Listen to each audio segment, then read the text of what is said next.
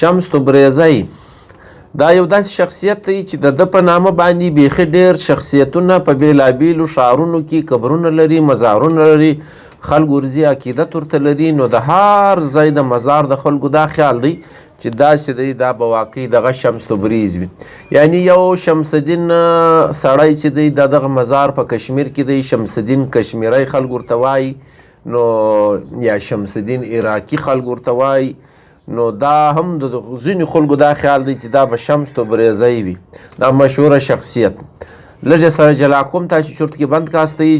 بل بیا په ملتان کې یو مزار دی شمس تبریزی ورته وایي، هغه هم د خلکو دا مزاج جوړ شوی دی چې دا به دغه تبریزی وي.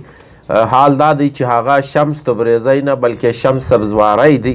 که چیرې تاسو ملتان ته ورسئ د هغه مزار وګورئ نو پر اوله سر باندې چې ورننوځي لیکلي دي شمس سبزواری، دننه چې بیا مزار ته ورننوځي بیا شمس تبریزي. یعنی دا خلک داسې د ړانده عقیدت یا هغه د یو بل پل وهونکي دي چې بس د تبریزي او د سبزواري فرق نشي سره کولی. نو دغه د ملتان قبر چې دی، دغه مزار چې دی، دا هم په دغه شمس تبریزي باندې یادیږي.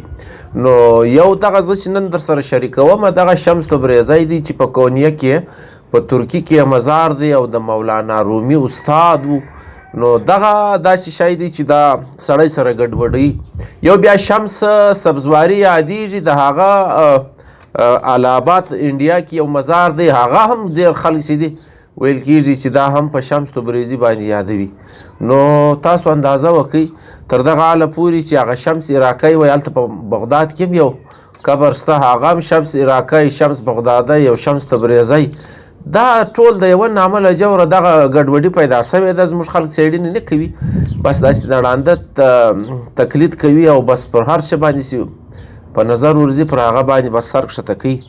نو خبره دا ده چې دا 4 کسان دي، دا یو شخصیت نه دی. دا زه چې درته متعرفه کوم دا شمس تبریزی دی.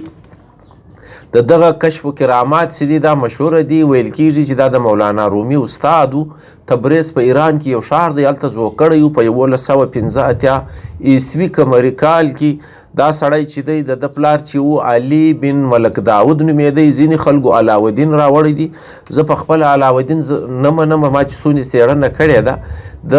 دغه شمس تبریزی چې چا وژلی و دغه هم علاودین نومېدی. نو شاید د هغه مغالطې له وجې دا پیدا شوي. د ده اصل پلار نوم علي یادیږي. اکثره څېړونکو دا لیکلي دي. نو علاودین هم خلکو لیکلی دی، دا یاد لرئ. د شمس الدین له وجې ډېرو خلکو علاودین ته ترجیح ورکړې ده. دا سړی چې دی په تبریز کې د خپل پلار تر څارنه لاندې زده کړه کوي. پلار یې اوله وار مدرسې ته ورولي، د ناظرې یعنی قرآن پاک به ښه زده کړي. نو د ناظرې په حالت کې و ملا ته حواله کې د ده استاد چې وي هغه چې کله په ده باندې ناظره زده کوي د ده د حافظې دومره کلکه حافظه وي چې کومه ناظره وایي قرآن پاک یې هم حفظ کېږي. نو د ناظرې ته لوستلو سره سره د ده پلار ته دا زیری ورستول کېږي چې ستا زوی چې دی له ناظرې هم فارغه سو او حافظ هم سو. پلار یې ډېر حیران شوی چې ما کله په حفظ کښېناوی. نو هغه استاد ورته وایي چې دا د ده حافظه دا چې موږ د تقصیر په ناظره ویله، داسې کار نه و چې د ده به هغه ته پام یا موږ پر کښېنولی، خو حافظې تیزي داسې وه چې بس کوم آیت یې ویلی هغه یې په یاد زده کېدی. غرض دا چې په کوچنیوالي یې ناظره لوستی وه، قرآن یې لوستی و، تفسیر یې لوستی و. بابا کمال الدین جندي د دغه مورید پاته شوی وی. دغه رنګه د شیخ ابوبکر سره د تصوف لاره د ځان کړې وه، دا یې استاد وی. شیخ رکن الدین نومیږي، دا یې استاد وی. بابا کمال نومي سړی چې و دا یې استاد په تصوف کې، په سلوک کې، په طریقت کې. دغه لارې د ځینې زده کړي وې. فقه و، حدیث و، تفسیر و، ادب و، د نجومو سره نو خیزیات شوق وی، فلسفه یې لوستې وه. دا هغه مروجه علومو چې په هغه زمانه کې په ټولو خلکو ویل. نو دغه شمس تبریزي هم ویلي و. یو روایت دا دی چې شمس تبریزي په لوړو زده کړو پسې بغداد ته تللی و. یو روایت دا دی چې شمس سبزواری چې دی دا هغه بغداد ته تللی و. نو که چیرې د ده د زده کړې سلسله موږ ومنو نو دی په ښارونو کې ګرځېدلی دی. بغداد او دمشق د ده په سفرونو کې یاد شوي دي. نو شاید دا سړی هم تللی وي، هغه سبزواری هم تللی وي. لیکن له سبزواري سره چې کومه رویه شوې وه د بغداد خلکو پسې رااخستی و باچاهانو، ځکه چې هغه هلته د یوه عقیدې تبلیغ کاوه نو پر هغو بد لګېدلی و، پسې رااخستی و، ملتان ته راغلی و. هغه جلا شخصیت دی. او دغه شخصیت چې دی دا بیا هغه د کونیه لتللی دی له مولانا رومي سره ویني. مولانا رومي دونې ځین متاثره کیږي چې په خپله مثنوي کې یو شعر راوړی دی، مولوی هرگز نشد مولای روم، مولوی هرگز نشد مولای روم، تا غلام شمس تبریزی نشد. نو تر هغو پورې وایي زه مولای روم یا دونې ښه سړی نه وم چې د ده شاګرد نه سوم پاته. د شمس تبریزي شاګردي ما ته ډېر لوړوالی را په برخه کوي. ویل کېږي چې شمس تبریزی ژوند کوي دا د شاهي سلطنت خوارزم زمانه وي. نو په دغه زمانه کې اړو دوړ هم ډېر وي، ښارونه ډېر بد وهل سوي وي داسې. دارنګه صوفیان او ولیان خلک چې دي دا ځان ته خطره محسوسوي او تحفظ نه محسوسوي، نو ځکه یو بل ښار ته تک کوي. د مشک له تلی دی د هلته له مولانا رومي سره ناستې ولاړې کړي دي. تر دغه حاله لیکل سوي دي چې مولانا رومي او د ده په اول ملاقات کې هغه ته څه کتابونه پراته دي، ورته دا چیش دي. مولانا رومي ورته ته په دا نه پوهېږي. نو ده تاسې راخیستي دي یو ځای د اوبو کنده وي یا تالاب وي یا یو زور ځای وي چې اوبه پکې ولاړې وي، دغه کتابونه ټول ورتس کي. مولانا رومي ډېر خوابدی سي چې دا زما د پلارو د نیکه او زما د خوارۍ کتابونه په یو توري مې سره راجمع کړي دي، تا داسې اوبو ته تس کړل. ده یې بېرته وراکاږي. وایي شمس تبریزي چې راوکښل نو هغه کتابونه هغه رنګه وچ ول، په یوه کتاب باندې هم اوبه نه وې لګېدلي. نو مولانا رومي ډېر حیران سوی، بیا یې په فارسي کې ورته وویل دا چیش دی؟ ده ورته ویل په دې بیا ته نه پوهېږې. نو بیا دونې ځینې متاثره سوی و چې باقاعده یې استاد ګرځولی و، د باطني علومو زده کړه یې ځینې کړې وه. 40 ورځې په خلوت کې ورسره فاته سوی و. که ستاسو یاد ما د مولانا رومي په ژوندلیک کې هم دا خبرې تاسو سره شریکې کړې وې. هغه دونې ځینې متاثره سوی و چې خپل شعرونه یې د ده په نامه چاپ کړي وو، یعنی دومره عقیدت یې ورته درلودی. دا د ده شهرت په دا سیمه کې دومره زیات سوی و چې دومره عقیدتمند یې پیدا کړي وو چې دنیا ورته راماتوله. نو دارنګه د ده دغه حیثیت چې و دا منل سوی و.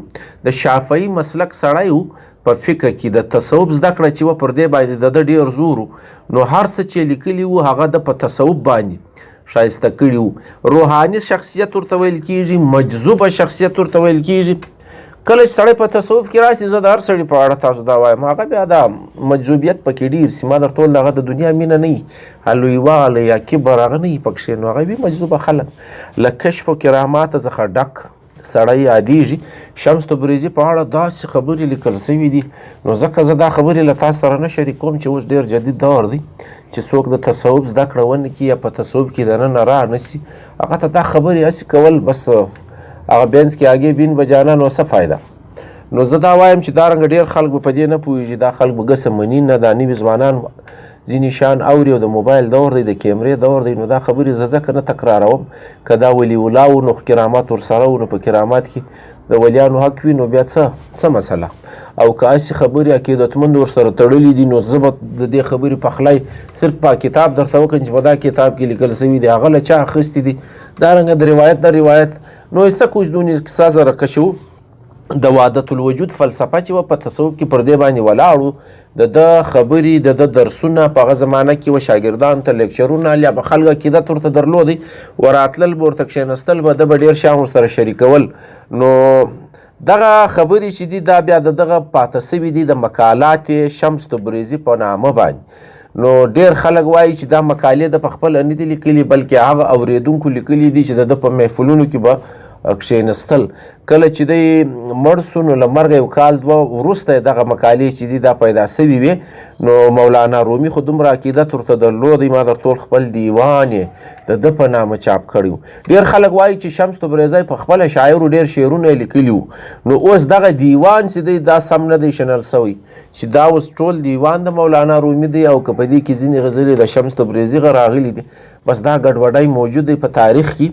نو دا سړي اکثره ځان ایکړ خوښاوی، له چا سره یې له ده کاته نه کول.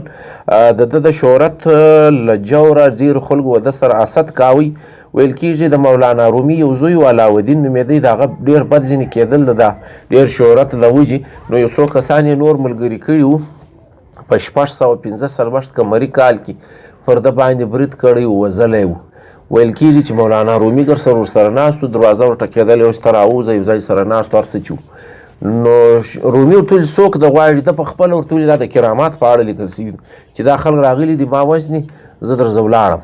نو مولانا رومي صاحب راوځي بس دی څو وینې څاڅکي پراته بل شی نه وي. یوه رایه دا ده چې دا سړی چې دی دا باقاعده یوړل سو په سا کې واچول سو او ورک سو. بیا یو چا په خوب لیدلی بیا یې له سا راکښلی و. دا د کونیه مزار چې دی اوس دغه یې باندې جوړ کړی و. په هغه زمانه کې د مولانا رومي یو زوی و، د هغه په څنګ کې یو خاورو ته سپارلی و. او کله بیا ځینې خلک وایي چې دا هغه ساتکې یې وړی و، هلته یې پټ کړی و. نو دغه رنګه د ده دغه حیثیت چې دی دا هم لږ سره شکمن دی چې دی چې ووژل سو د ده مړی څه سو. آیا واقعي بیرته یو ځای ته وسپارل سوی او که د ده مړی ورک سو؟ یعنې بهاودین تر څنګ د مولانا رومي زوی و، د هغه په څنګ چې کوم سړی پټ دی وایي دغه شمس تبریزی دی. ځینې وایي چې د ده مړی بس بلکل په هغه حال کې ورک سو. دغه بیا وروسته ورسره تړل سوي دي چې د ده مړی پیدا سوی و، چا په خوب لیدلی و راکښلی و، بیا دارنګه ښایسته مزار باندې جوړ کړی و. نو دغه خبر هم د ده په اړه کېږي چې دا زمانه چې و 1248 کال وي د عیسوي چې له 645 قمري سره برابر دی. 63 یا 62 کاله عمر دی دغه سړي تېر کړی و، له کراماتو ډک سړی و. ویل کېږي چې کوم سړی چې د ده ګورې دا یو شی یاد لرئ چې پښتانه متل کوي یا لمر یې پر ملتان کښته کوي زور یې تر سیوی ووتی. دا د هغه شمس سبزواري په اړه ویل کېږي.